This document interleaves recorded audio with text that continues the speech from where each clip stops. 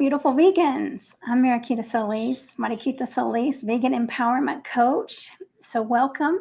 I'm excited today that you all are all joining. Please let me know who's here, where you're joining from, and let us know your questions because we are here to serve you all, to really empower you all. And we've come a long way ourselves. And my guest, and the we that I'm speaking of, is me and Robert Grillo. He's an activist, author, and speaker for all species. He's the founder and director of Free from Harm, a nonprofit dedicated to helping end animal exploitations. He founded Slaughter Free Chicago in 2018, which has now grown into a network called Slaughter Free Cities. So I'm very, very honored to have you here, Robert. Thank you for joining us. And anyway, welcome. I can't wait to hear how we can discover and leverage our power as activists, because there's a lot of people that want to take action, but they don't know how. So thank you for joining us and thank you for your wisdom. Oh, thank you, Mariquita. It's really nice to be on your show, and thank you for seeking me out for this. It's a great pleasure to be talking to you today for the second time. And yeah, I'm really keen on helping people discover their power as activists, and also my own power as an activist. It's an ongoing process. It's not something that you just do and then you're done and then you move on to something else. It's an ongoing evolution. Yeah, it is. And how long have you been vegan? 2009 was when I made the decision. Wow, that's amazing. Definitely. And how did that come about? I think it came about after, it's odd to me when I look back on it, because I feel like that, I guess for some of us, it came to me very late in life. The awareness of the reasons for wanting to do that. It came so late in life, in my 40s, and I felt, that I just felt compelled to do it after seeing footage inside of farms and slaughterhouses, and realized that I could no longer support those industries. And it was just, I remember for 2 weeks after that, I decided, well, I could try, maybe this, there's a humane alternative, because that was something that I believed in for about 2 weeks. And then I realized it was a farce. After, I had to be honest with myself, and I realized that the humane claims and the whole humane movement was really just a farce, and that there is no alternative to commodifying animals and doing it in a way that could possibly be considered humane or ethical. It just doesn't exist. I learned that too. That gets reinforced almost every other day, it seems, because the humane washing tactic is something that is so ubiquitous in our culture, and it's promoted through the meat industry, but then it permeates the media and it permeates popular culture, and we start regurgitating those humane washing language and myths that we inherited from the meat industry and the animal industries. And it's just kind of like this vicious cycle. It just keeps getting recycled and regurgitated back to us. That is so true, right? I mean, as little children, everything that we learned, we would spit back out, and then we would just take that into our adulthood and these beliefs without even questioning them. So it's, yeah. It's amazing. It's amazing that anybody woke up, Right. Yeah, thank God there's there's some critical thinking on this issue. Or I also, when I look back, I feel odd because, and I don't blame anyone, but at the same time, there was no one in my life growing up that was vocal about why the animal industries is wrong, and why it's a bad idea to eat animals. And no one was, really vocal. There's like a conspiracy of silence around that issue. And I think had there been more vocal people in my life, I would have probably made the change a lot earlier. But who knows, right? You can only speculate. You can't undo what's done. Right. And so, what about your family when you decided to go vegan? What did your family think?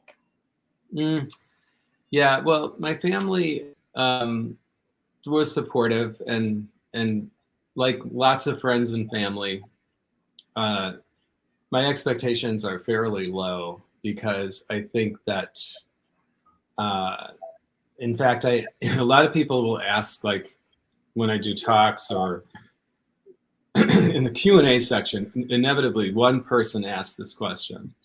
They always say, how do you navigate this issue with family and friends? And at a certain point, I started saying, I don't do it anymore. Or if I do, it's pretty rare because um, that's not where my focus is anyway. My focus is on my campaigns and on the activism work and um, a different strategy altogether.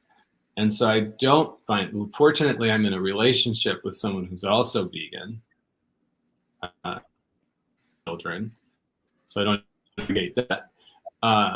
And I'm old enough where, like, I have a couple of sisters and my mother who's still alive who aren't vegan and who are very supportive, but we no longer have those kind of conversations anymore because I just know that it's really, we've had them and they haven't really led them to the same path or conclusion that I came to. And so I've just accepted that that's how it is with them. And I try to, just go along and focus on what I feel I can do for Well, that's others. very interesting. Yeah, that's wonderful because I know a lot of vegans. I mean, they've broken ties with their families, and there's a lot of anger towards other people, towards Mm-hmm. friends. And what would you say to those people?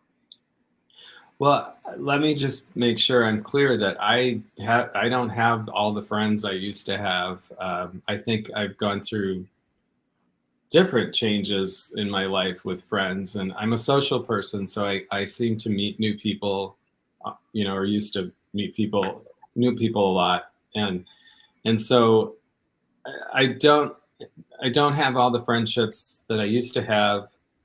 Um, and it's not only just because I went vegan, but also just for a lot of other reasons that you come to a certain point in your life where I am. I mean, I'm 57, and I think you start realizing that, the time you spend with people is important. It's important to uh, to to not waste time with people that you don't think are worth it, or spend a lot of time on social media arguing with people that could very well be paid trolls from the meat industry for all we know. We don't know who these people are most of the time. And so, you just start getting a little bit more discerning about how you're going to spend your energy and time. And so, yeah, I've gone through, there's certain people that I realized they don't have any respect for animals. They don't have respect for the environment. And I just decided that those aren't the kind of people I really want to nurture friendships with, because the values are just so different. There are people I might continue to talk to, but they're not friendships I seek out. Friendships are nurturing, right? They're supposed to be nurturing and mutually beneficial to us, but those kind of relationships aren't. And that makes a lot of sense. Definitely. I feel the same way as I get older. And I do have friends that I've had for a long time.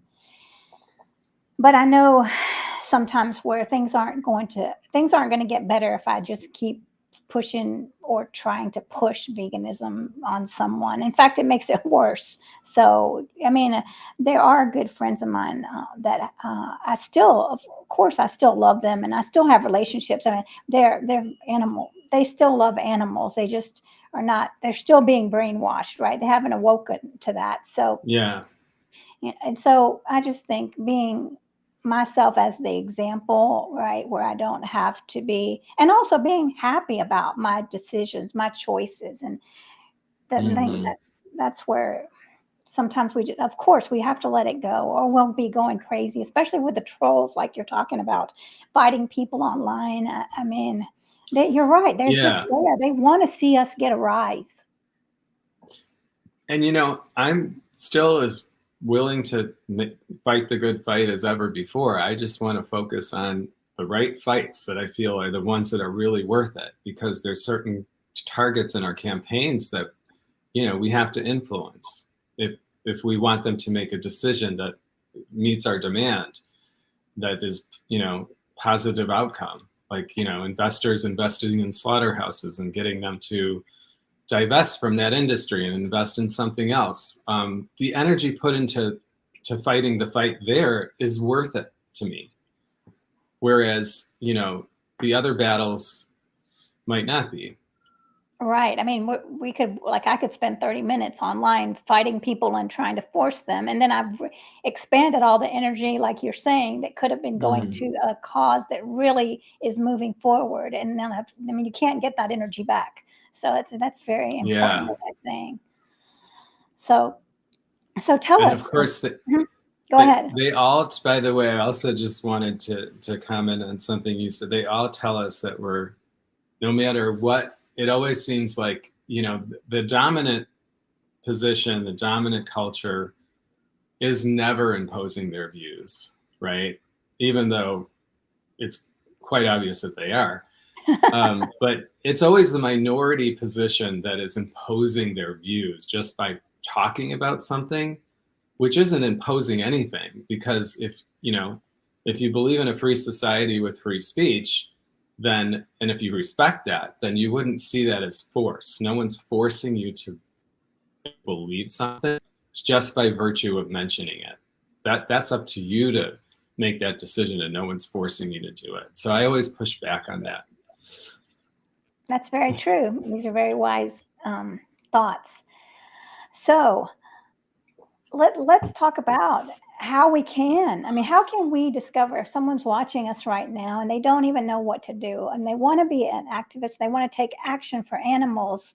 What would you suggest? I mean, they're like, I don't know how to even start. What would you tell them?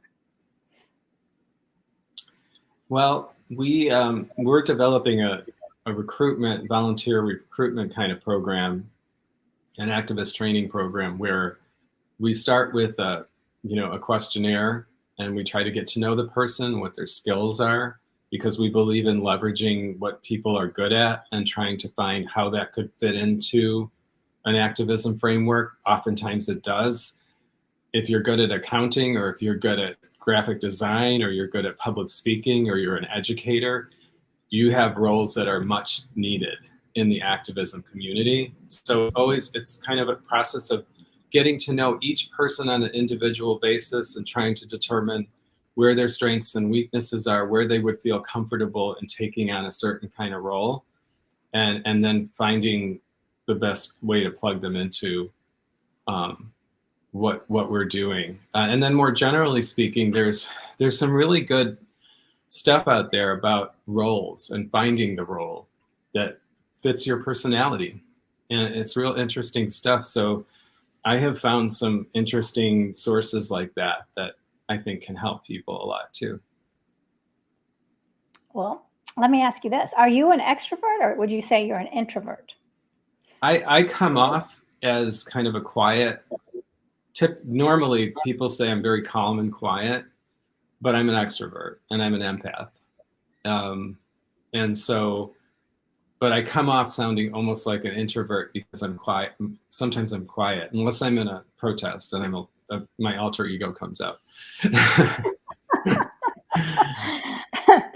So tell us about the protest. Tell us about your alter Yeah. ego and the protests. To me, activism is oftentimes like a performance, because what's demanded of us, I think, is that we come up with creative ways of capturing the public and the media's attention. And if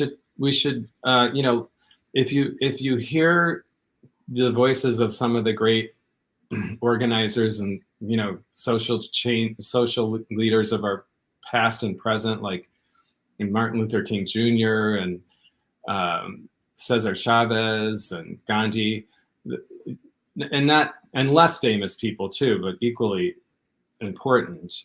They all tell us that doing the same thing over again without and expecting a different result is kind of nonsense, because we have to continually kind of reinvent ourselves and find creative ways of capturing the public and media's attention on the issue we care about.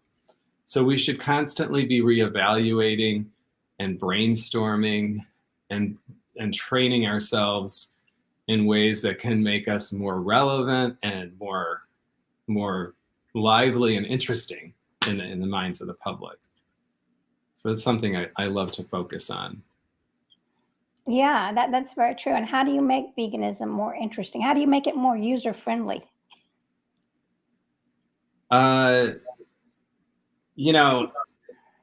and how do we make like an issue like, so we focus on slaughterhouses. A lot of our campaigns are about the slaughter industry or animal agriculture. And in some ways that's a really easy sell, because most people, you can lay out the main points about why slaughterhouses are bad for workers, for the planet, for climate change, for pollution, for public health, for pandemics, for child labor issues that have come up recently. I mean, there's such a host of negative impacts associated with that industry that most people are kind of natural allies to us. And a lot of those topics are on people's minds. They're interested, they care about it. But I think the way to generate creative actions and creative ways of keeping the public's attention is through brainstorming and bringing small affinity groups and teams together to do what you were talking about earlier before we actually went on the air, to hold, kind of like help people along and use our collective creativity to come up with the best ideas. Definitely. I mean, we are so much more powerful when we work together and we problem solve together. And a lot of vegans feel alone. So it's wonderful. I mean, I encourage you all to get out and meet more vegans and see where you can take action. Definitely.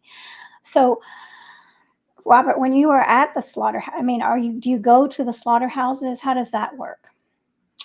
Well, at one point we were very focused on a ban for Chicago slaughterhouses, and we were working pretty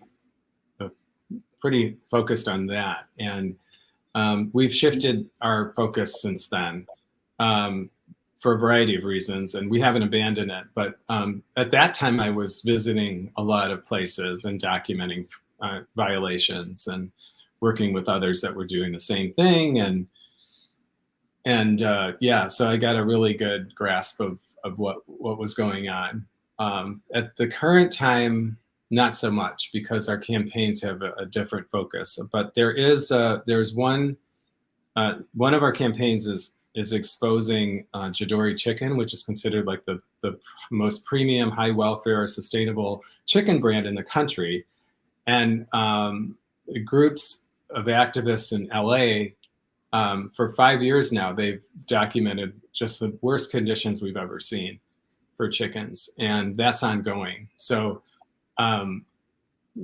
we constantly see what's happening there. And even with the pressure of our campaign, they've changed their ways of delivering animals and try to make it more difficult to get footage. But the conditions are still just as bad when they do get footage. And so going back to the humane washing thing, it's a big theme in the work we do, because if we can challenge humane washing in the public's mind, we are really dealing, I think, a serious blow to the industries and their messaging. Yeah, I mean that's one big thing to tackle right there, because it makes people feel better about eating meat. They feel like, I'm doing it the nice way. But you're right, there is no nice way. And when you think about the egg industry, where they say farm, whatever it's called, free eggs. I don't know, I'm getting free range, free range eggs. Yeah. But then, that's if the chicken can make it outside. They only have a tiny little area, and how it's ridiculous. It's so sickeningly deceptive. It's terrible. And of course, people want to believe it, because who wants to believe that?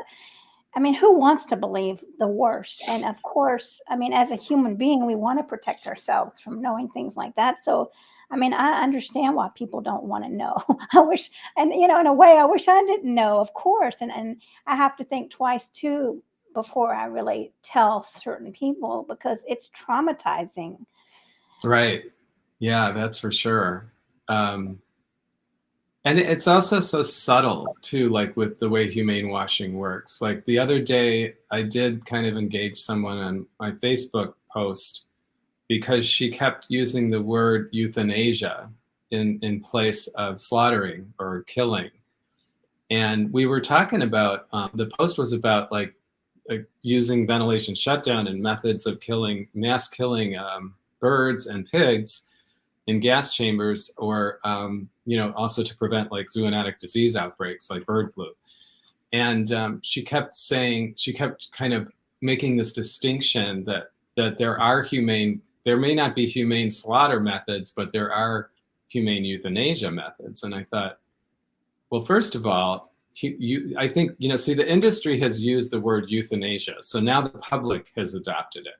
So what she was doing, I think, was buying into that false narrative that the meat industry puts out there, that what they're doing is actually euthanasia. But of course, we know that we don't have any confusion over the difference between murder and euthanasia when it comes to human beings. It's quite clear that you're taking a person's life against their will, that's considered murder. And euthanasia is either putting someone out of their mercy that is terminally ill, or that is consensual and having that done because they want to do that.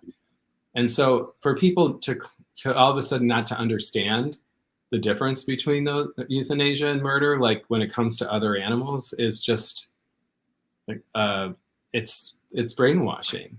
Like, how did we get confused all of a sudden? Well, because the meat industry intercepted us and came up with this nice sounding word for what they do. And they do this in so many subtle ways. Oh yeah, I know. I'm at pet sitting at my friend's house, and then I'm looking at whatever program they're on, the list of foods, like here's all the groups, and it has protein and it has hot dogs for protein. And I'm like, what in the world?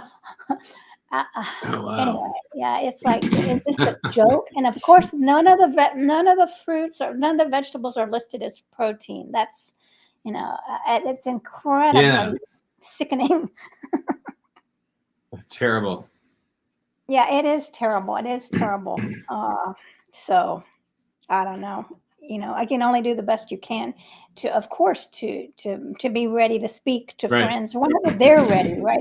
Just like you said, friends and family, that's a whole nother ballgame. And that's where so many people get so upset is because they can't change friends and family. And then it's wonderful when you can let yourself off the hook, like you're saying, just don't even go there, because everyone has that issue. That's the toughest, that's, and let someone else do it. Right. My family might listen more to you than me. They probably would listen more to you than me. Right. I know what you mean. Because you're seen as more objective. The outside person that's outside the family is seen as more objective, maybe.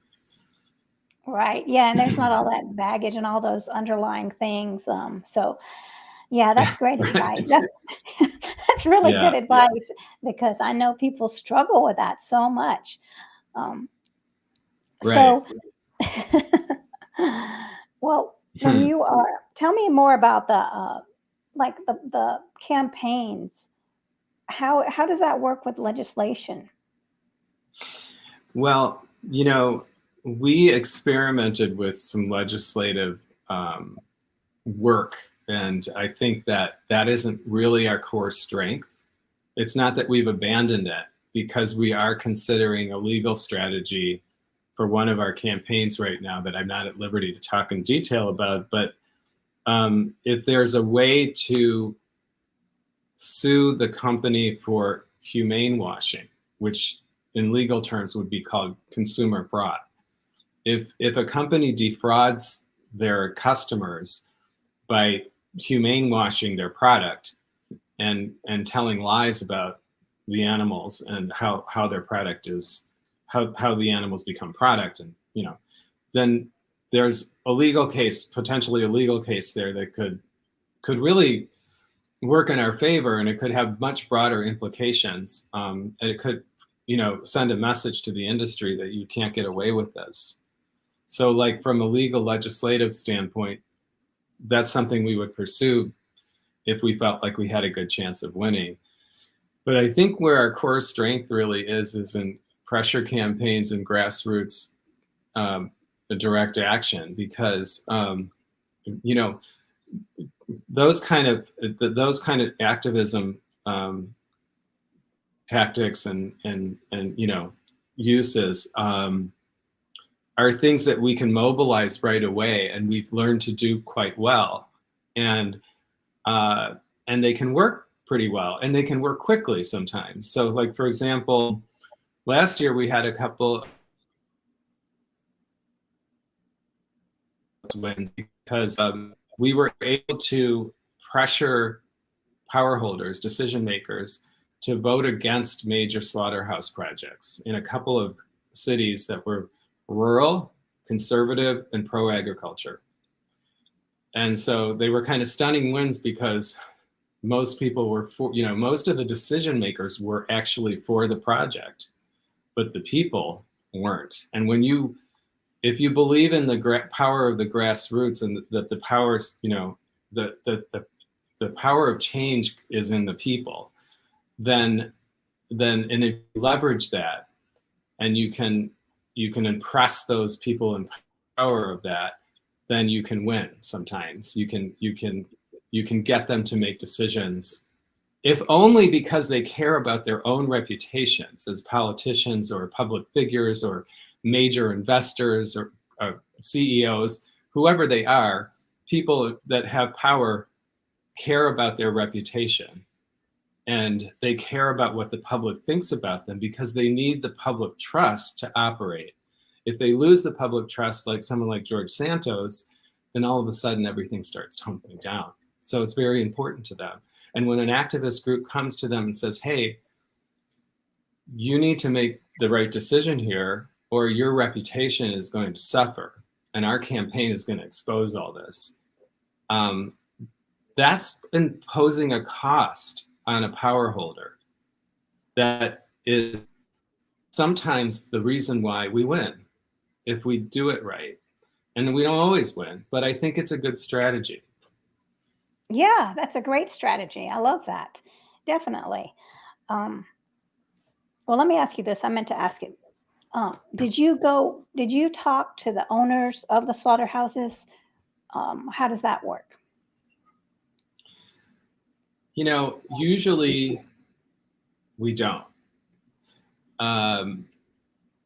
We usually look at who. So right now we're looking at a situation outside of St. Louis where the Warren County Board of Commissioners, they already voted for this huge slaughterhouse, and construction is underway, right? So the town is overwhelmingly against the project for a wide range of reasons. And the only people that are for it are the county people and some of the public officials who are probably going to either make money on it or they think they're going to bring jobs or something, but they're the worst jobs, of course. And of course, the other party that really wants it is the slaughterhouse and some of the farmers around there that would benefit from having a slaughterhouse more local. But what we started to look at is, okay, this is already under construction. And we started snooping around and we realized, hey, it's under construction, but guess what? It's going to take a minimum of 2 years to construct. A lot of things could go wrong in those 2 years.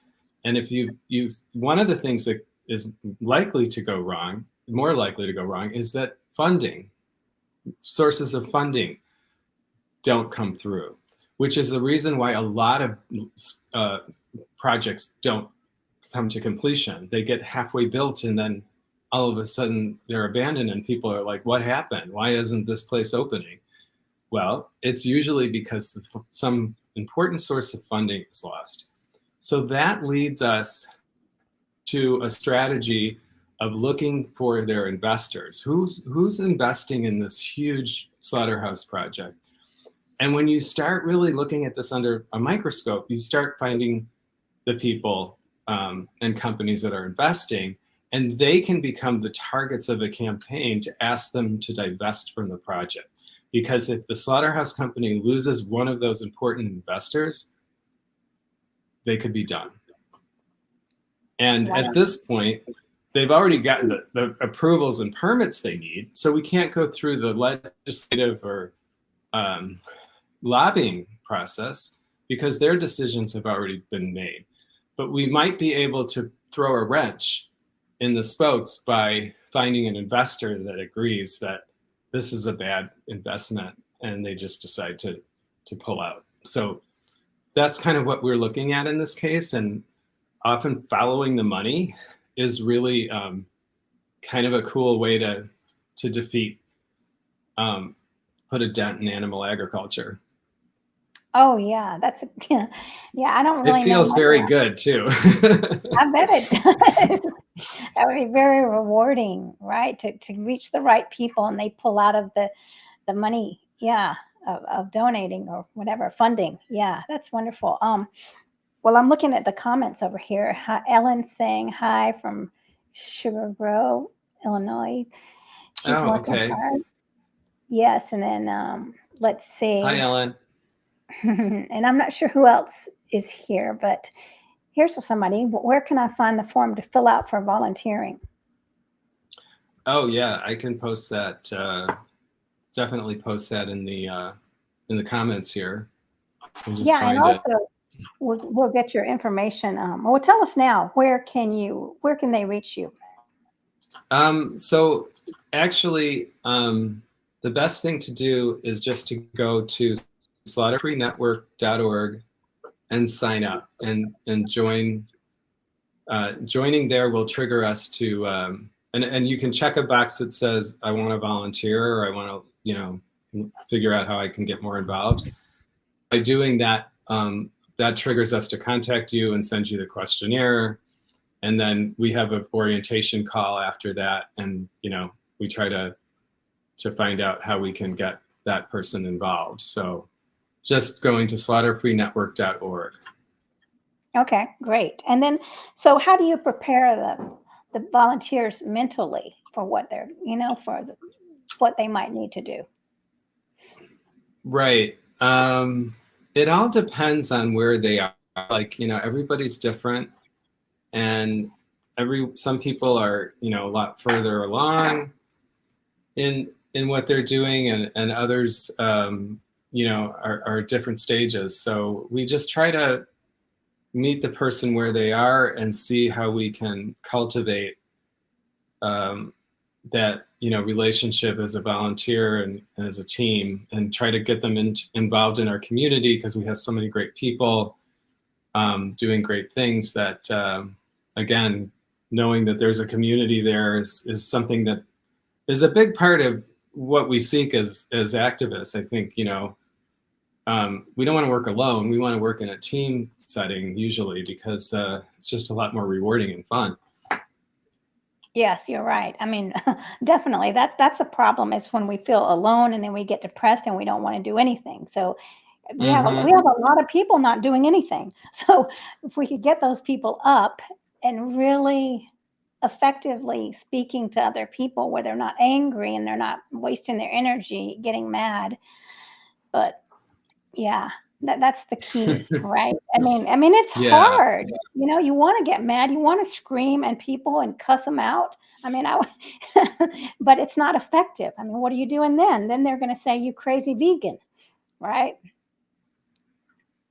So, oh yeah, yeah, and even if we're not yelling at them, we can get we're often gaslighted as the crazy people because just because we have a minority opinion. So, um, but yeah, I mean, we can get confrontational in some of our work because there's a role for confrontation, um, and it can be used in a kind of a carrot and stick type of approach.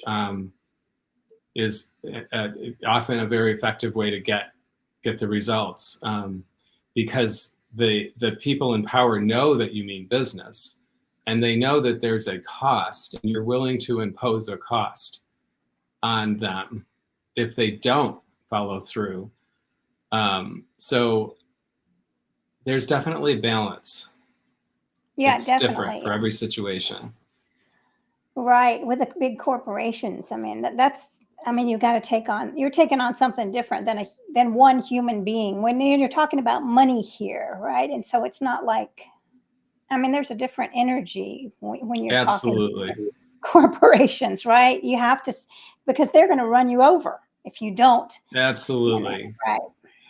Yeah, Yeah. that's an important thing to distinguish is, I think, when we're talking to people on the streets, or we're doing outreach, public outreach, I think that's a very different proposition in terms of what's good for communication, what's productive communication with everyday people versus power holders that have really removed themselves intentionally from the people, from the public, because they're making decisions that they know would be unpopular, and in some cases they're sociopaths or psychopaths that have no emotion, have no concern for the environment or for others, and that's why they're where they are. That's why they're in a position of power like that.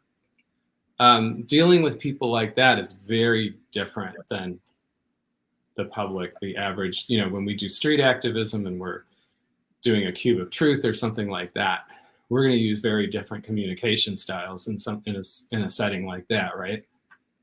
Yeah, tell us about that. So what are the communication styles there? You're the expert there. I think that's where you come in. you Well, I know do. Yeah, I have some tips. Yes, of course. One of my main tips is to keep everybody feeling safe, because as soon as people don't feel safe, then everything shuts down. They don't care. They're hmm on the defense. We can't get people on the defense. We have to allow them to say, "Hey, I don't care about animals. I don't want to hear this." Say, "Okay, then next. Who's next?" Because that's not the right one. Okay, you're not the right one, yeah. and that's okay. I don't take it personally. You're just not the right one, but maybe this guy coming up is the right one. So come on over, sir.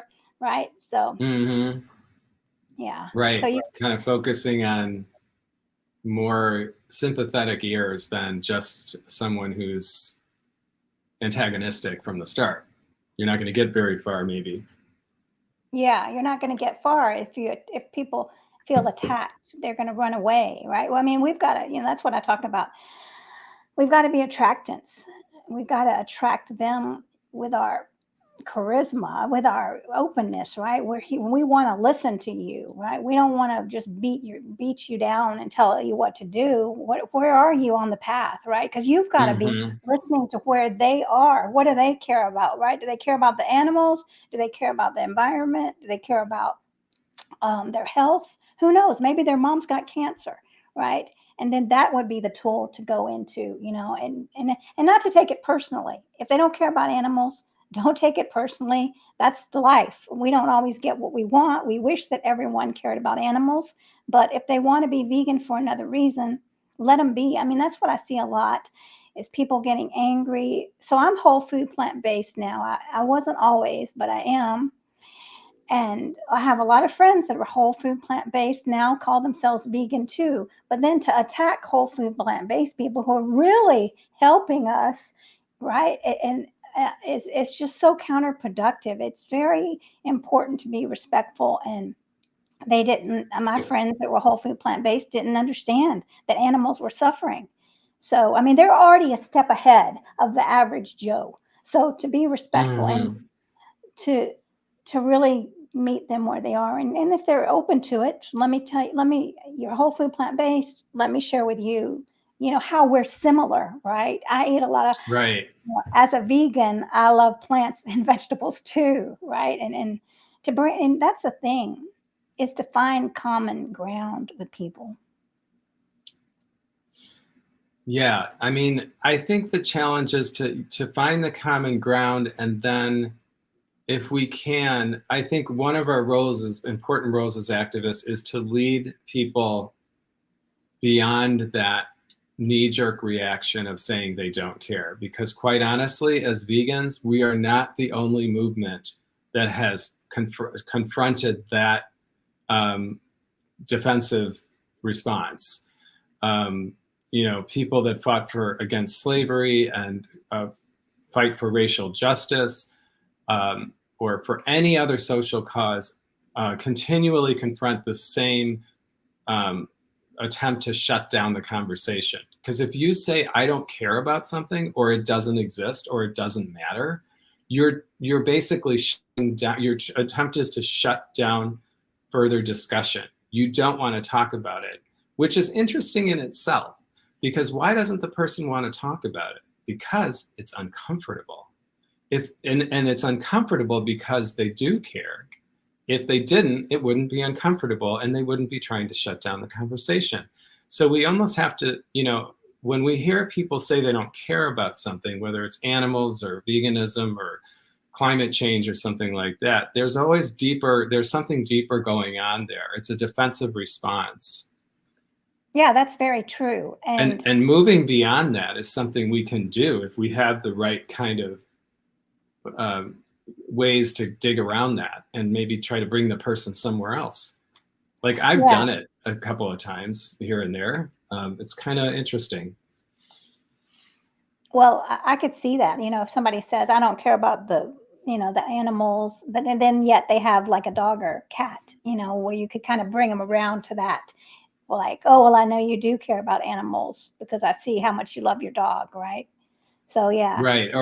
Or even if they don't have a dog or a cat or a pet, we know that they're probably the kind of person that if they saw a dog being abused on the sidewalk in a public setting, that they would feel compelled to do something about it.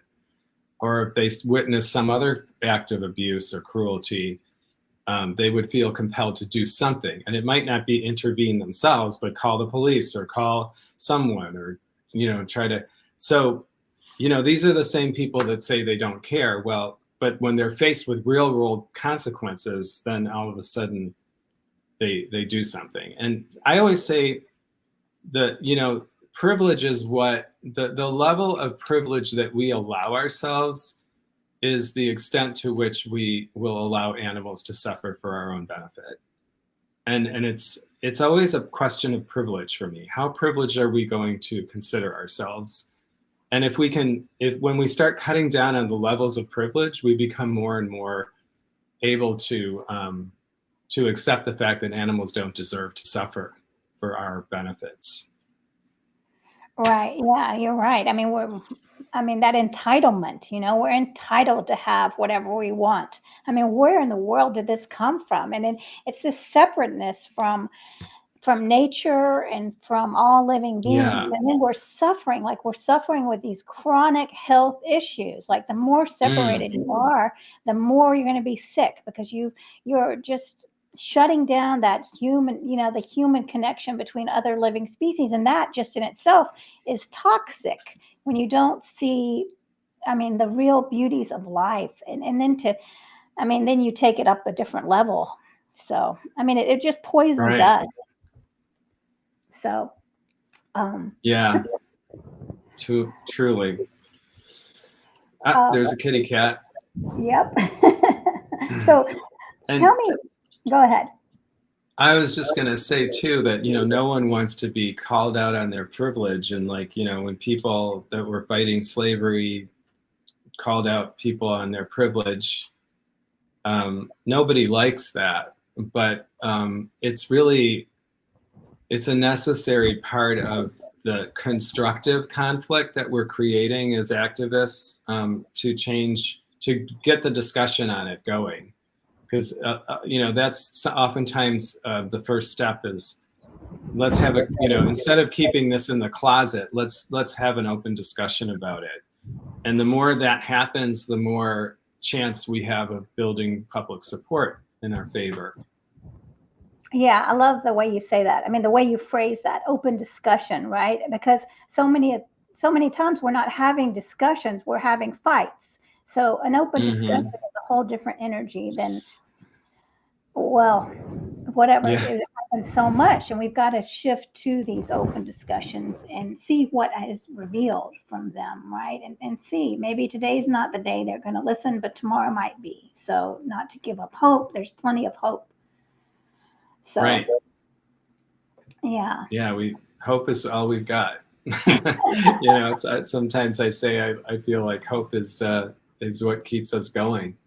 So it is, and we can really, when we really connect with other people, then we're connected to hope. Because shoot, I might not have had a good day, but you might have, talked to somebody out. Where are you? I'm in Chicago. Oh, that's right. I knew that. Chicago, right? And you might have had a great day. And so I might hear in your story was that, okay, so there is hope, so that's why it's so crucial to have, I hope you can hear me. I can hear you. Ships. Okay, because somebody's laying on the microphone. Anyway, so Yeah. Robert, tell me about, you're an author. Tell us about that. Oh, okay. Well, there's a new anthology coming out called the Humane Hoax Anthology, which was put together by a friend of mine named Hope Bohanec, who lives, she's moving now, but she lived in the San Francisco area for many, many years. And she's been an activist out there for a long time. And starting, I guess, about like 10, maybe 15 years ago, she started really focusing on humane washing and exposing that. And does a great job, wrote books on it too. But she put together this anthology called the Humane Hoax Anthology, and it's being published by Lantern. We just recently found out that Lantern Books will be publishing it. It looks like in April. So we're excited about that. And I wrote a chapter in it called why the case for better meat is not a better argument, something like that. I don't even actually remember the exact title, but I kind of dissect the different, points or arguments about the so-called better meat movement, the regenerative grazing and all the kind of the,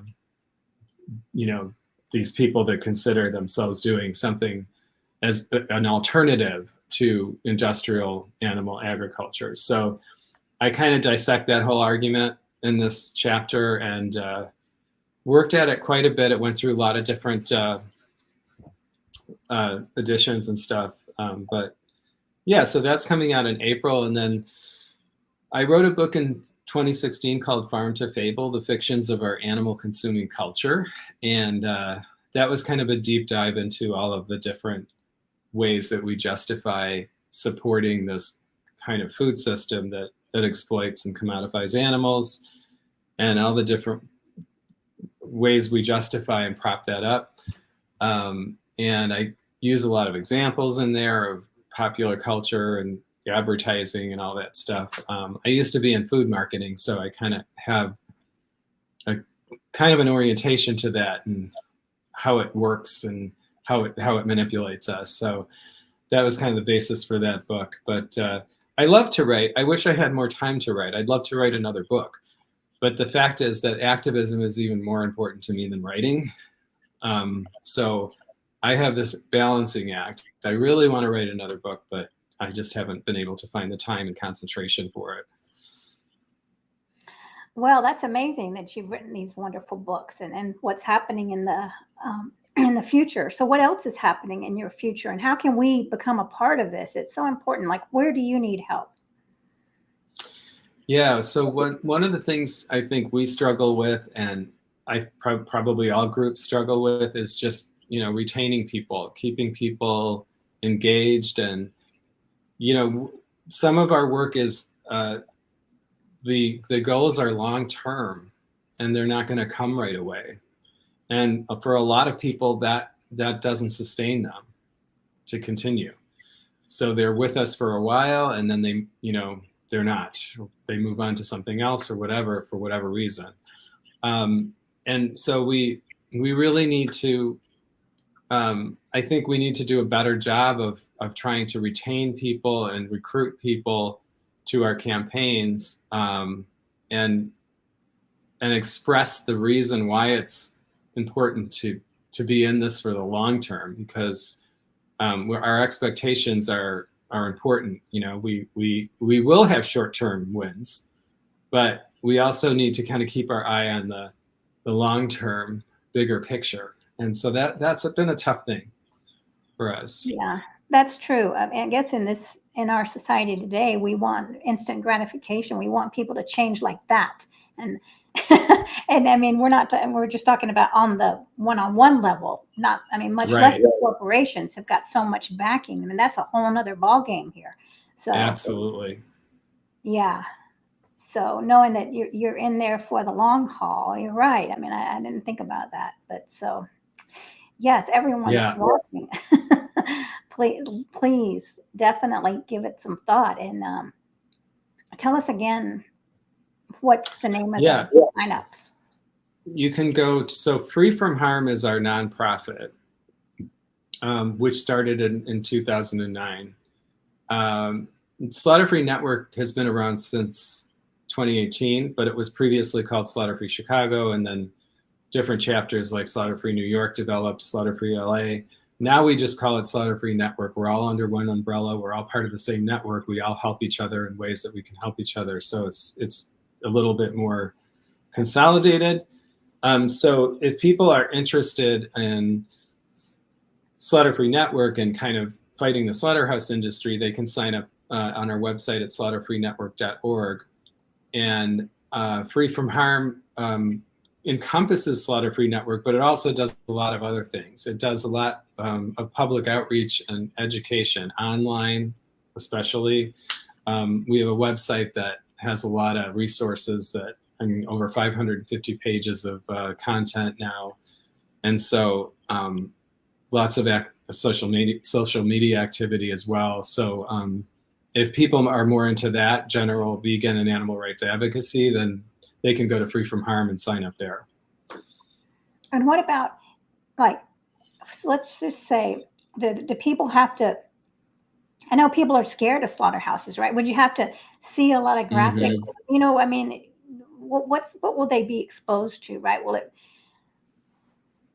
Well, that's up to the role they play. Yeah. So like if they're an investigator or doing some on field work, trying to obtain evidence for us to show, violations or bad conditions or whatever, those people will come face to face with that. But if you're doing research, there's so many different roles. And so that's the investigative role would be one thing. And then on the other side of the spectrum might be like somebody doing research.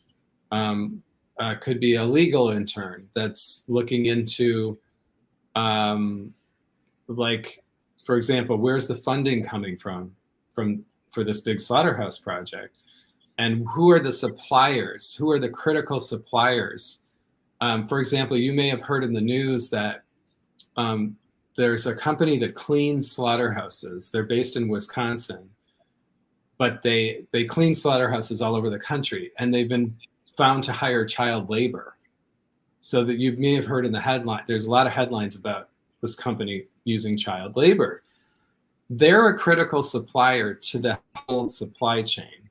And if we find a weak link in this whole supply chain, that we can zoom in on that and say, if we can topple that, the whole system could collapse, because they can't run a slaughterhouse without a proper cleaning service. They could come into all kinds of violations. They could get shut down.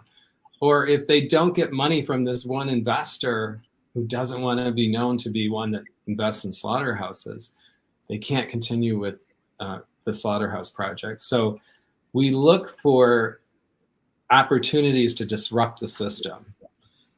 And so that requires research that doesn't bring you into face-to-face contact with what you're talking about. So there's a lot of behind-the-scenes roles like that we have. Well, that's good to know, because I know that I couldn't handle it. I mean, I know what I can handle, and at this point in my life, I can't handle a lot of that. And that's why I guess you're right about everybody has their own unique talents. So I can handle coaching people and getting them where the point is, where they're not crying and sad and angry, and how to be effective activists. So, I mean, we all have our special talents. So, and I know musicians, vegan musicians and artists, and that are doing amazing work. Absolutely. And, we want to develop more training and more meetups and training sessions. And to do that, we need people that are good with those skills, and like, that doesn't necessarily involve exposing themselves to graphic footage either. It's just, coming and create a community. So that's a positive thing. That's something that most people would see as quite positive. So. Yes. Let's see here. We got some, Kathy is saying, thank you for the work we're both doing. Thank you, Kathy. Let's see. And then Ellen is saying, do you know why companies haven't already been sued over the humane mislabeling? People, food companies over ingredients all the time, yet never heard anyone challenging the cage-free and happy cows. There are lawsuits that have been successful.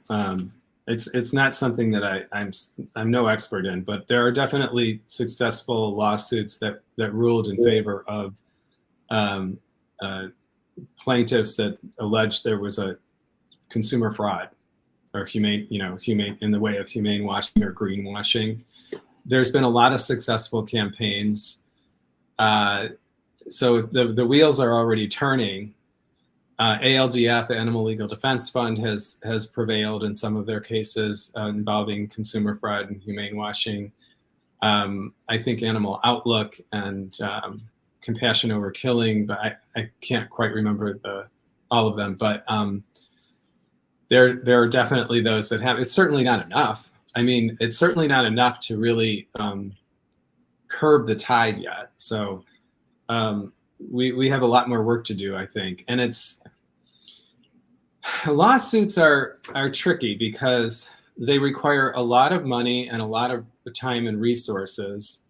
And we have to constantly evaluate where we can be most impactful. And we don't think that we're ready to put a lot into lawsuits. And another thing is also, like, the law is like the final stage in the social movement where we brought the change about, and now we need legislators and attorneys and lobbyists to codify that change into law,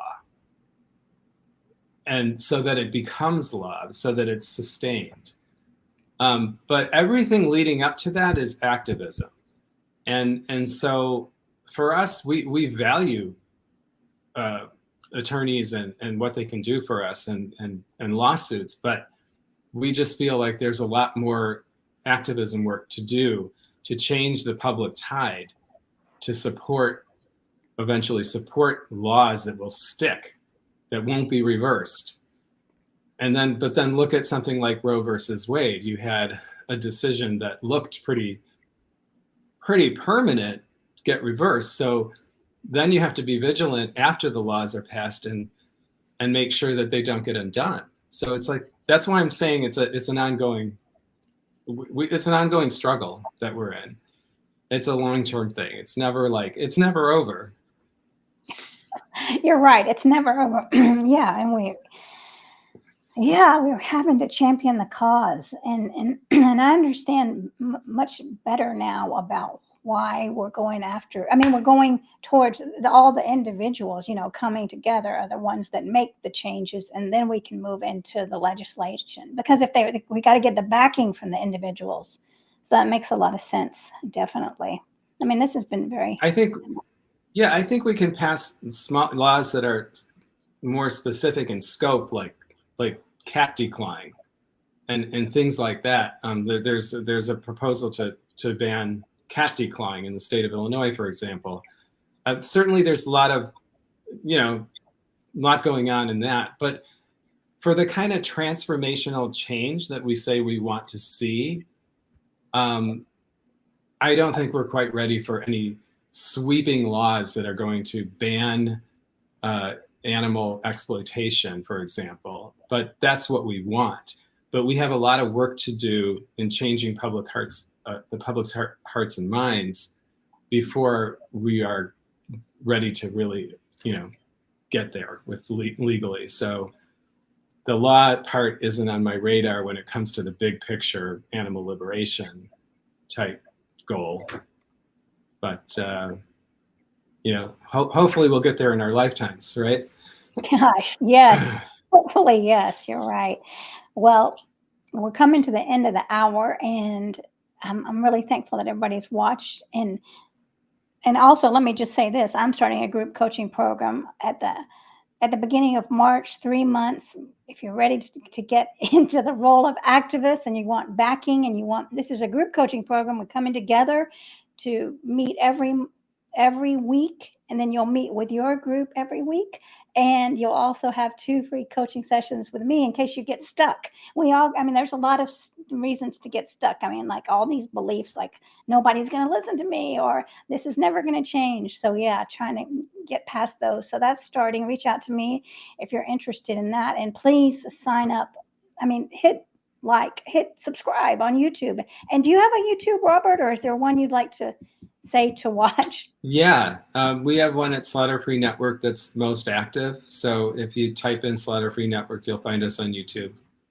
Great. Okay. And then what are your last words? And make sure that please, everyone, Robert's really given us a lot of great solutions here. So thank you, and reach out to him and get up and volunteer because we need you. So what are your final thoughts, Robert? That's everything you said is true. And I guess going back to the main theme of our talk, which is, where do we find our power? I guess my final thought is just to go back to that and say, when we feel powerless, that's the main reason why we don't get active. And the dominant culture would like us to believe that we don't have power, because that's how you keep down social movements. That's how you keep down change. Status quo, mainstream society doesn't want change. They like things the way that it is. They don't want to see change. We want the change. But we always have power that we don't recognize and we don't use. And we can leverage that in many ways to bring about change, even small numbers of people. And so we have to get over that myth that we don't have power, and we have to figure out what we have and how we can put it to work. You're right. And that's a limiting belief. We don't have power. That's simply not true. We do have power. And every one of us is making a difference every time we go to the store. Right? So we have tremendous power. So, well, thank you, Robert, for all your wisdom and for everything you're doing and you've been doing and all the future. And please, everyone, reach out. Like I asked before, we're here to help so no one ever feels alone. And we're very grateful. Thanks for watching, everybody. And thank you, Robert. Thank you very much for having me on. It's been a great talk. And I enjoyed it. thank you. Take care.